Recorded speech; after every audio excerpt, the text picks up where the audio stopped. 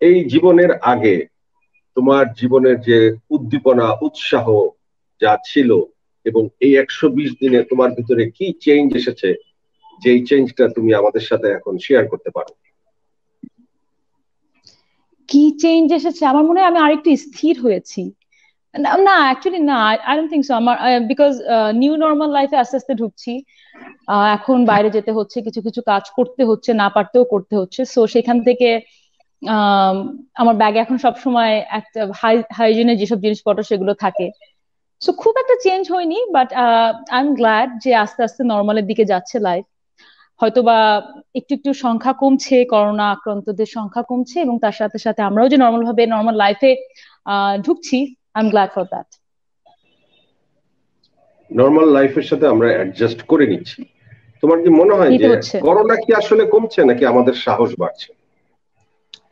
Corona কিছুটা কমছে, আমাদের সাহস কিছুটা বাড়ছে, এবং সাহস বাড়তে বাধ্য, বিকজ এরকম ভাবে তো বেশি দিন তো থাকা সম্ভব না সব মিলে আলটিমেটলি। আচ্ছা, সবটারই ব্যালেন্স কিছু কিছু লাগছে। তো তোমার যে কাজের প্ল্যান গুলো ছিল, যেভাবে তুমি কাজগুলো করছিলে, কি বাধাগ্রস্ত হলো কাজ, এবং পরিকল্পনায় কোনো পরিবর্তন কি এসেছে সামনের দিনগুলোর জন্য?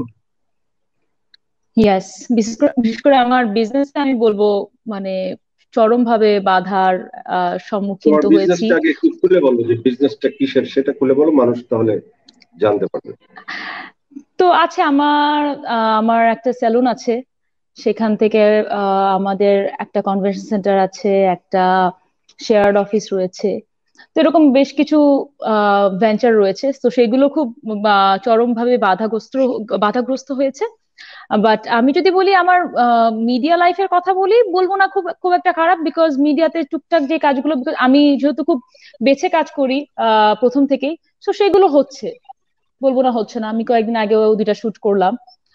আর Faruk is a lucky man, খুব ভালো জায়গায় ফারুকের job, very settled one. Norwegian এম্বাসিতে ওর কোনো সমস্যা নাই। ইনফ্যাক্ট এখন পর্যন্ত সবচেয়ে টলারেট করতে হচ্ছে ফারুকের চেহারা আমার 24 ঘন্টা বাসায় দেখতে হচ্ছে গত 4 মাস ধরে। সো ওইটা একটু ডিফিকাল্ট, বাট আদারওয়াইজ ফাইন।